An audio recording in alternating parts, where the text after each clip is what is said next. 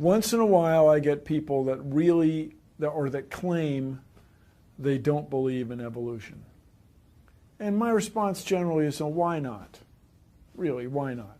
You guys believe 20 billion years ago there was a big bang where nothing exploded and produced everything. 4.6 billion years ago the earth cooled down, made a hard rocky crust. It rained on the rocks for millions of years, turned them into soup, and the soup came alive 3 billion years ago. Found somebody to marry, and something to eat, of course, and slowly evolved into everything we see today. There are some lies in our science books. Taught it for 15 years. Even though I'm not teaching it anymore, I still like to study. It's so many neat things to learn. We're going to cover some of that tonight. I'm not against science, I'm not against schools, I'm not against teachers. Because most of them don't know what they believe. You have to tell them. They teach the kids it all started with a big bang 20 billion years ago. What exploded? This is what the textbooks teach. Before the Big Bang, there was nothing, literally nothing, an infinitesimal nugget of space. And then something happened, triggering the most colossal explosion in history. Yes, boys and girls, you see, nothing exploded, and here we are. So I asked this professor if I could ask him some questions about the Big Bang. I said, where did all this matter come from? He said, well, we don't know that for sure. I said, well, sir, would you please tell me where the laws came from? The universe is run by laws, gravity, centrifugal force, inertia. Who gave the laws? He said, we don't know that either. I said, sir, could you tell me where the energy came from? You know, it takes energy to make a big bang. Who bought the gas to run this machine anyway? He said, we don't know that either. I said, sir, could I ask you another question? He said, sure. What else would you like to know? Else? What do you mean else? You haven't told me nothing yet. I said, does Berkeley have a merry-go-round? You see, if a spinning object breaks apart in a frictionless environment, the fragments will all spin the same direction. The professor said, yes, I understand about the conservation of angular momentum. I said, well, good. I'd like to ask you a question then, sir. If the whole universe began as a swirling dot, like you said, why do 2 planets spin backwards? He said, that's interesting. I said, no, that's more than interesting. It's kind of hard on your Big Bang Theory. Not only that, 6 of the moons are spinning backwards. Why? He said, I don't know. Why do you think they're going backwards? I was hoping he was going to ask that. I said, okay, now, sir, hold it. If I told you that I believe God created the heaven and the earth, like the Bible teaches, you're going to say, and where did God come from? And I don't know. But you said, well, we don't know that for sure. We don't know that either. Don't tell me my theory is religious and yours is science. Oh, no, sir, they're both religious. Evolution is a religion. You have to believe. So I asked the professor, where did the matter come from? He said, I don't know. So basically, I believe in the beginning God, and you believe in the beginning dirt. One professor was getting kind of upset about this time. He said, Mr. Hovind, there are hundreds of varieties of dogs in the world. He said, do you mean to tell me that you believe all these dogs came from 2 dogs off of Noah's Ark? You expect me to believe that? I said, sir, would you look at what you're teaching your students? You're teaching your students that all the dogs in the world came from a rock. Charles Darwin was disciplined. I mean, he did these extraordinary experiments, this series of experiments. Then they're going to tell the kids, well, we have evidence for this theory. Charlie Darwin stopped off at these islands right there called the Galapagos Islands. Charlie studied the birds very carefully and said, you know what, I think all these birds had a common ancestor. I bet you're right, Charlie. It was a bird. You see 14 kinds of birds, and you conclude that birds and bananas are related. Here are these ancient dinosaur bones or fossils. They tell the kids they have evidence of evolution from fossils. I don't think so. If you find a fossil in the dirt, all you know is it died. You don't know that it had any kids. And you sure don't know that it had different kids. You bring in a bone to the judge. Judge, I found this bone in the dirt. This is the ancestor of all the humans today. They would laugh at you. You don't know that that's the ancestor of anybody. And why on earth would you think a bone in the dirt can do something animals today cannot do? They'll say, boys and girls, you have 2 bones in your wrist, radius and ulna. And boys and girls, look at the whale's flipper carefully. Did you know the whale has 2 bones in his flipper? And they're called the radius and the ulna? Same as ours. Wow. Who named them, teacher? The whale? Think about it. I'm here to tell my people it's time to stop believing bull just because I tell you bull with a straight look on their face. Evolution say people came from monkeys, and the question is, why is there still monkeys? Is these the retarded monkeys? They didn't turn into people just yet. Even Stephen Gould admitted the absence of fossil evidence for intermediary stages is a persistent and nagging problem for evolution. See, what's happened, these guys have looked for missing links in the fossil record. They can't find any, and so they say, well, maybe evolution happened so fast it wasn't preserved. Maybe a reptile laid an egg and a bird hatched out. Well, who did that bird marry? This process that brought us to be is billions of years old. It happens very fast, billions of years fast. Here is radioactivity. We're going to tell the kids in the late 1940s they invented carbon dating. We're going to explain a little bit about radiometric dating and how it's supposed to work, and then show you that it does not work, okay? It sounds good, but there are some assumptions that mess everything up. If we had walked into a room and found a candle burning on the table, and I asked you the question, when was it lit? You say, I don't know, Mr. Hovind, it's burning when I got here. Okay, well then let's do some empirical science. Let's measure the height of the candle. Suppose the candle is 7 inches tall. Who can tell me when it was lit? Okay, nobody. Let's do some more empirical science. Let's measure the rate of burn. Suppose we determine it's burning an inch an hour. When was it lit? You're going to have a hard time telling me unless you're willing to make some assumptions. You find a fossil in the dirt, you can measure how much C14 is in it. Very accurately, by the way. And you can measure how fast it's decaying. That's just like measuring the height of your candle and how fast it's burning. Now, when did that animal die? You don't have a clue. Here's what you ought to consider about carbon dating.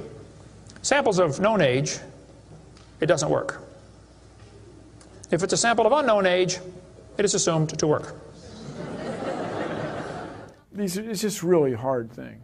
It's really a hard thing. Your world just becomes fantastically complicated when you don't believe in evolution. Freshly killed seal, carbon dated 1,300 years old. Shells from living snails, carbon dated 27,000 years old. Living penguins, carbon dated 8,000 years old. One part of Dima was 40,000 years old, another part was 26,000, and the wood next to it is 9,000. Then they tell the kids about the geologic column. They say each of the layers is a different age, you know, Cenozoic, Mesozoic, Paleozoic, Archeozoic, all them zoic boys. Now, if you get a petrified tree standing up, running through different rock layers, I don't think it's smart to say those layers are vastly different ages. Those trees did not get slowly covered by the sediments over millions of years. They would rot and fall down. Crazy. They'll say, boys and girls, you have an appendix that you don't need anymore. That's a vestigial structure. That's proof of evolution. Well, excuse me, you do need your appendix. The appendix is part of your immune system. If your appendix is taken out, you can still live, okay? But it increases your susceptibility to quite a few diseases. You could live without both your legs and both your arms and both your eyes also. That doesn't prove you don't need them. There are no vestigial organs. And even if there were, that would be the opposite of evolution. That's losing, not gaining. I was taught when I went to school, man used to have a tail, but he lost it because he didn't need it. I thought, didn't need it? Have you ever thought how handy a tail would be? Have you ever come to the door with 2 sacks of groceries? Wouldn't that be nice, man, to be able to grab that door and walk right around and get in it? Lost it because we didn't need it. Man, you could drive the car and tune the radio knob and hold a Coke at the same time. What we're finding is that natural selection seems to be an incredibly important factor in generating new species. Natural selection, the key evolutionary mechanism Darwin identified. The bad designs get eaten by the good ones, and so all you have is good ones. Why is there still monkeys? Natural selection doesn't cause any evolution. It makes sure the bad ones don't survive, but it's not going to change it to something else. That's what evolution is. If you worked in a factory that produced cars, and your job was to check for defects, and you caught every single mistake, and you rejected it, how long would it take that process to change the car to an airplane? You say it'll never change it. That's my point. The students are taught we have evidence from development. Darwin considered this by far the strongest single class of evidence. This textbook says the human embryo growing in the mother has gills like a fish. Those little folds of skin are not gills. Those little wrinkles under your chin when you're growing up later develop into bones in the ear and glands in the throat. They never have anything to do with breathing. I've seen folks that have 5 or 6 chins and they can't breathe through any of them but the top one. Those are not gill slits. Ernst Haeckel, though, said the turning point in his thinking was when he read Darwin's book. He made huge charts of his posters of his drawings of these embryos and traveled all over Germany and just about by himself converted the Germans to believing in evolution. Haeckel took a drawing of a dog and a human embryo and he changed them to make them look exactly alike. On top are Haeckel's fake drawings. Underneath are actual photographs of what he claimed he was drawing a picture of. Now, either he's a lousy artist or he's a liar. Well, it turns out he's a liar. He was convicted of fraud by his own university, proven to be a fraud. But guess what? Haeckel's fake drawings are still used in textbooks in your state right now. It's only been proven wrong 125 years ago. I know it takes a while to get textbooks up to date, but that ought to be plenty of time.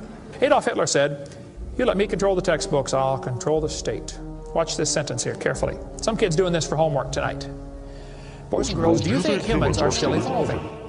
Now, what kind of question is that? Doesn't that question assume that evolution has happened? What if a kid doesn't believe in evolution? How's he supposed to do his homework tonight? That question does not teach him how to think critically. That teaches him what to think, not how to think. And when the kid gets done with this course, he's going to think he knows how to think. But he doesn't. He knows how to be told what to think. Brainwashing at taxpayer expense. They want to use my tax dollars to teach that to your kids in our schools. If you want to deny evolution, that's fine. But don't make your kids do it, because we need them. And that's where the problem comes in. Okay? If you want to believe in the Big Bang, just enjoy yourself, but keep your religion at home. The Russian atheist astronomer came to America and spoke at one of the universities, and he started off his speech, he said, "Folks, either there is a God or there isn't. Both possibilities are frightening. If there is no God, we're in trouble. We're hurtling through space around the sun right now at 66,000 miles an hour, and nobody's in charge." That's a scary thought. But if God made the world, He owns it. That means He makes the rules. You see, if there is a God, we better find out who He is, and find out what He wants, and do what He says. Malcolm Muggeridge said, "I am convinced the theory of evolution, especially the extent to which it's been applied, will be one of the great jokes in the history books of the future." It's a joke. And it would be a joke if it weren't for the tragic results. How many kids are taught this thing every day and believe it, and it destroys their faith? Find you something to believe in. Whole thing, who do you even pray to? Nobody. Hey, if you died today, where would you go? You ought to think about it, because you will be dead for a long time. Doesn't matter how long you live, you're going to be dead longer than that. You know, George Washington died 200 years ago, and he's still dead. How much longer does he have to go? You're going to be dead for a long time. All you get in this life is a little bitty dash between two dates. Just a little, and it's gone. What are you going to do with your dash? Where would you go if you died? Now, if you're not sure you're going to heaven, you ought to give your heart to the Lord and get saved. Say, "Lord, you may have it," the whole thing. If you are saved, you ought to find something to do for the Lord. And you ought to quit worrying about getting a fancier car and a fancier house and start worrying about who's going to heaven or hell.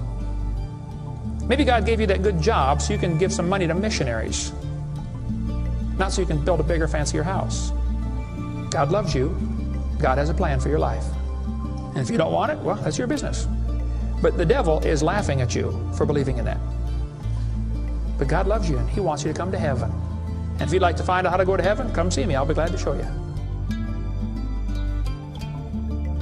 The Big Bang. Before the Big Bang, there was nothing. Literally nothing. Nothing created everything. The Big Bang is an amazingly difficult thing to wrap your brain around, which isn't surprising. 13.7 billion years ago, we think it was tiny. Nothing. Literally nothing was tiny. And then something happened. Nothing created all the matter we see in the universe today.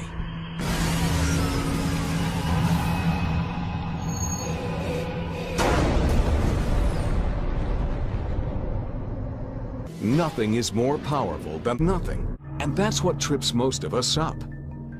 It was the explosion of nothing. Find you something to believe in. World getting crazy. And you better believe something.